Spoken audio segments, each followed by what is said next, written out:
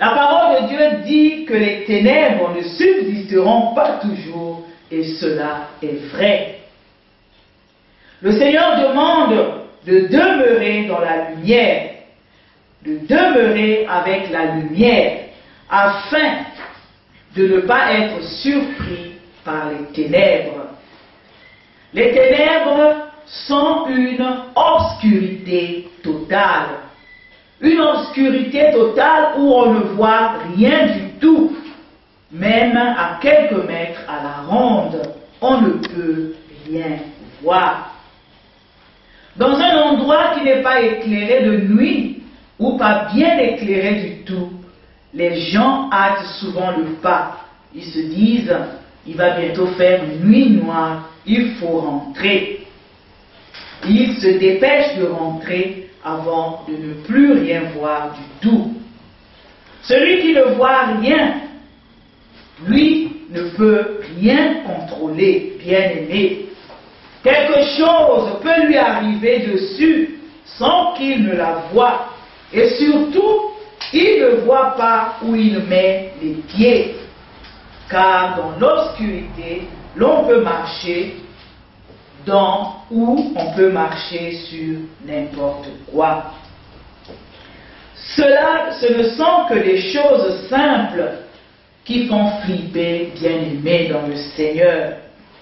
Alors pensez bien que le Seigneur parle du prince des ténèbres et de ses agents.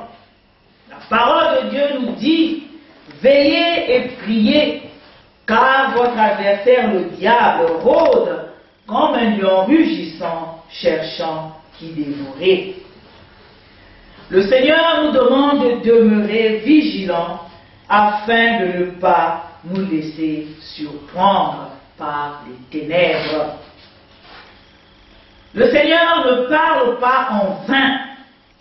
Il sait de quoi sont capables les ténèbres, quels sont les dégâts qu'ils causent dans la vie de la personne qui se fait ou qui se laisse surprendre. Les ténèbres, bien-aimés, sèment le doute. Les ténèbres sèment la peur, qui est l'ennemi de la foi. Ils mettent en place l'angoisse. Ils mettent en place le manque de confiance en Dieu. Et même le manque de confiance dans les véritables serviteurs et servantes de Dieu, ou des gens que Dieu peut mettre sur le chemin de son enfant pour son bien, et l'amener à aller vers des faux, à chercher aussi des compromis avec Dieu. Les ténèbres conduisent à la mort. La mort, celle du corps, celle de l'âme et celle de l'esprit. Il n'épargne rien, bien-aimé. Les ténèbres n'épargnent rien de la personne. Car le diable, lui, n'a qu'une mission, c'est de voler, de tuer et de détruire.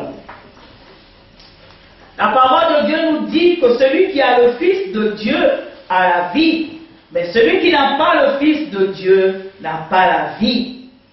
Et le Seigneur, lui, qui sait toutes choses, sait ce qui est bien pour ses enfants.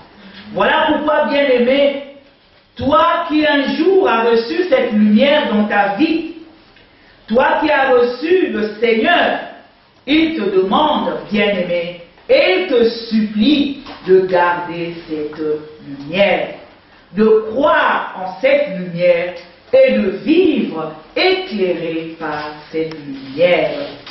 Jésus, le Fils de Dieu.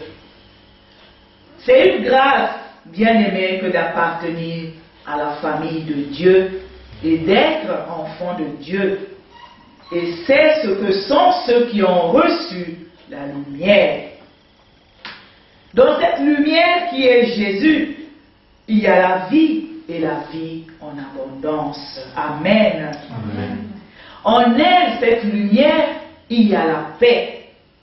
Pas la paix, bien-aimée, comme le monde peut donner, mais il y a la véritable paix. Il y a la joie. pas comme le monde donne. Il y a le pardon des péchés, pas comme le monde, car beaucoup bien-aimés ont du mal à pardonner et surtout rappellent de temps en temps à leurs prochains certains faits. Pour ceux qui sont dans la lumière, il n'y a pas la division, car cela, c'est l'œuvre des ténèbres. Celui qui a la lumière veille sur sa langue et sur sa bouche, car sa bouche glorifie le Dieu des cieux. Pour son amour, pour sa bonté, pour sa fidélité. Dieu connaît le danger des ténèbres.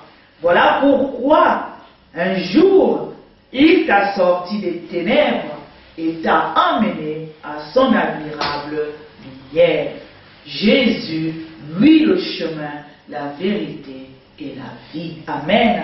Amen.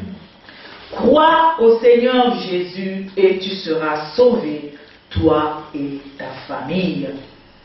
Les ténèbres ne font pas de cadeau à la personne qui se laisse surprendre, ni à ceux qui lui sont chers. Il s'attaque à tous. Et ce n'est pas en faisant alliance avec les ténèbres qu'une tierce personne vivra tranquille. Erreur. Au contraire, elle s'enfoncera de plus belle encore dans les ténèbres et ne verra jamais le bout du tunnel.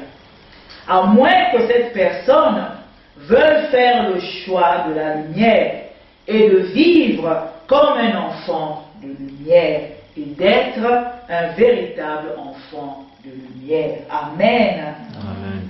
Le Seigneur dit, soyez des enfants de lumière, car il sait ce qui est attaché à cette notion, le salut et la vie éternelle en Jésus-Christ. Amen. Amen.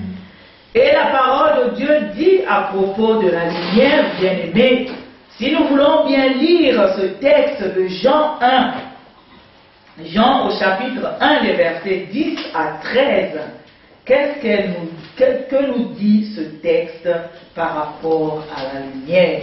Jean chapitre 1, versets 10 à 13.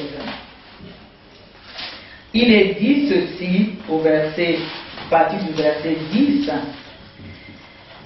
On prend le 9 pour bien comprendre. On dit, cette lumière était la véritable lumière qui, en venant dans le monde, éclaire tout homme. Elle était dans le monde et le monde a été fait par elle et le monde ne l'a point connue.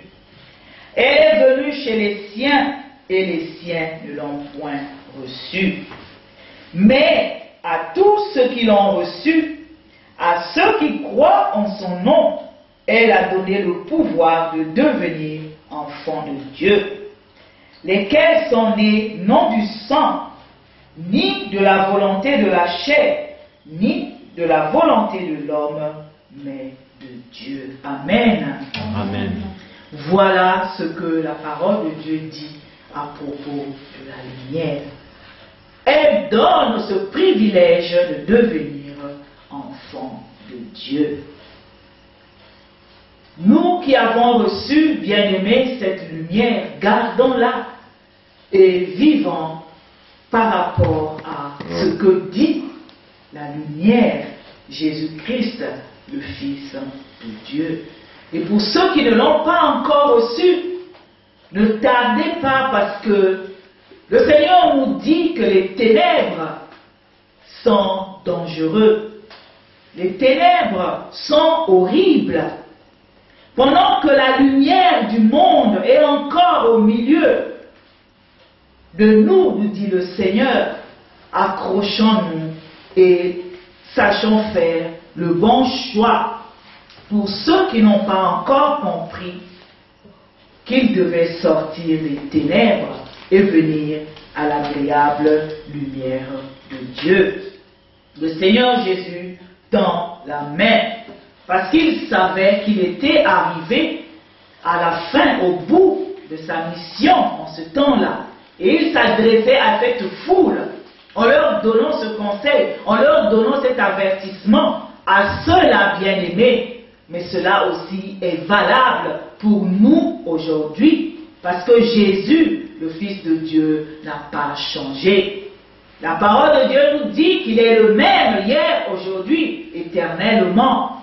Donc à nous aussi de vivre selon la lumière et d'être des véritables enfants de lumière.